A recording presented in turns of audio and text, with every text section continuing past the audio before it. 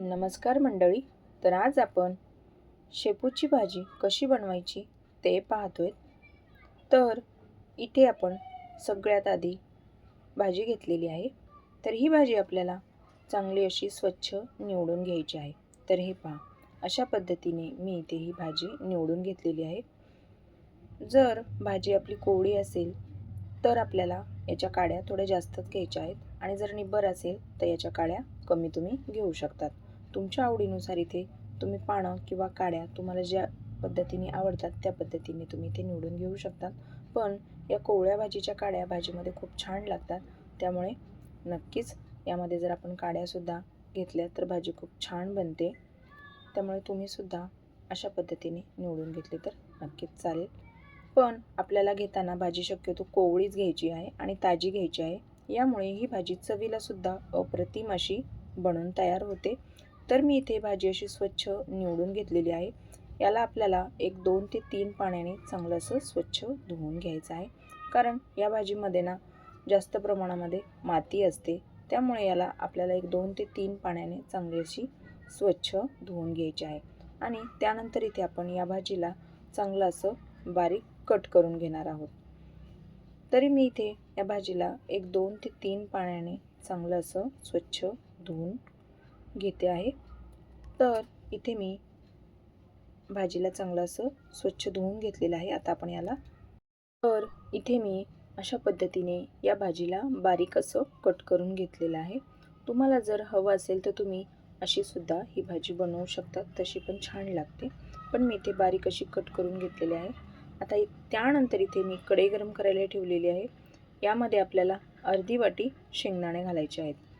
तर आता हे शेंगदाणे आपल्याला कमी गॅसवरती छान असे भाजून घ्यायचे आहेत.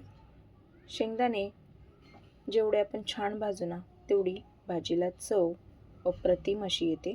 त्यामुळे याला अगदी 2 ते 3 मिनटासाठी आपण या शेंगदाण्याला भाजून घेणार आहोत.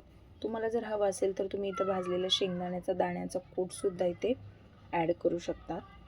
तर आता हे पहा, अशा पद्धतीने आपले शेंगदाणे थोडे भाजत आले आहेत.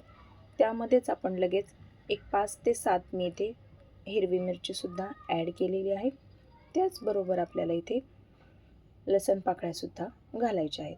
तर आपल्याला या शेंगदाण्यासोबतच मिरची आणि लसूण या पद्धतीने चांगलंसं भाजून घ्यायचं आहे. तर हे पहा, अशा पद्धतीने मी इथे सर्व शेंगदाणे आणि मिरच्या आपल्याला एवढंच असं भाजून घ्यायचं आहे आणि आपण याला साईडला काढून ठेवणार आहोत. थंड करून आपल्याला हे घ्यायचं आहे आणि त्यानंतर आपण याला मिक्सरला बारीक असं वाटून घेणार आहोत. तर आता इथे मी कढई गरम करायला ठेवलेली आहे. त्यामध्ये तेल घातलेलं आहे. तेल छान असं गरम झालं की जिरे घालायचे आहेत. जिरे चांगले असे फुलले की त्यामध्ये जिरे आणि हळद घातलेली आहे आणि आपल्याला लगेच भाजी यामध्ये ॲड करायची आहे. भाजीला 2 ते 3 मिनटासाठी छान असं आपण परतून घेणार आहोत. तर ही भाजी लवकर होते, याला अजिबात वेळ लागत नाही. कारण कोवळी असते ही भाजी, त्यामुळे जास्त असा वेळ या भाजीला शिजण्यासाठी लागत नाही. लवकर अशी ही भाजी परतल्या जाते. तर हे पहा, अशा पद्धतीने मी इथे ही भाजी चांगली अशी परतून घेतलेली आहे. अगदी कमी गॅसवर याला आपण 2 ते 3 मिनटासाठी झाकून ठेवणार आहोत आणि तोपर्यंत आपण शेंगदाणे वाटून घेऊयात. तर हे पहा, अशा पद्धतीने मी इथे शेंगदाणे आणि मिरच्या वाटून घेतलेल्या आहेत. जास्त पण आपल्याला याला बारीक नाही करायचं आहे.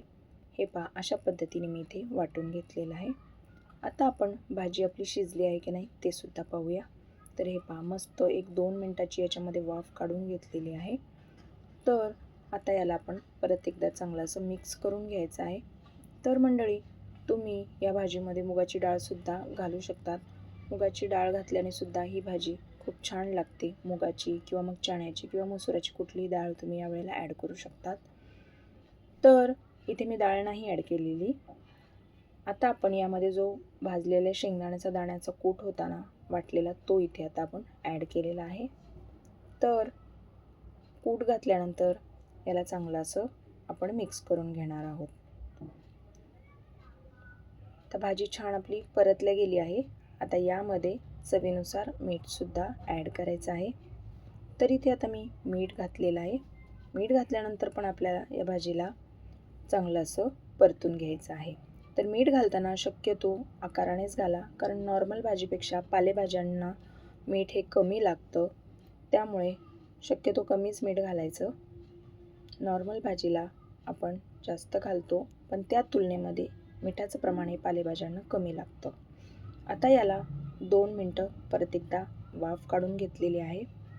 तर आपली भाजी हे पहा तयार झालेली आहे. मंडळी, एकदम कमी वेळेमध्ये आणि कमी साहित्यात अगदी झटपट अशा पद्धतीने ही शेपूची भाजी बनवून तयार होते. तर आपण ही भाजी सकाळच्या घाईमध्ये टिफिनसाठी तुम्हीही नक्कीच ट्राय करू शकता. तर मंडळी, तुम्हाला आजची रेसिपी कशी वाटली ते मला कमेंटमध्ये नक्कीच कळवा. आणि व्हिडिओ जर आवडला असेल तर व्हिडिओला एक लाईक नक्की करा. आणि जर तुम्ही चॅनलवरती नवीन असाल आणि अजूनही चॅनलला सबस्क्राईब केले नसेल तर पटकन सबस्क्राईब करून घ्या. आणि तुम्ही हा आपला व्हिडिओ जर फेसबुक पेजवरून पाहत असाल तर पेजला फॉलो नक्की करा. तर चला मंडळी, पुन्हा भेटूया अशाच एका तुमच्याच आवडत्या नवीन रेसिपीसोबत. तोपर्यंत धन्यवाद.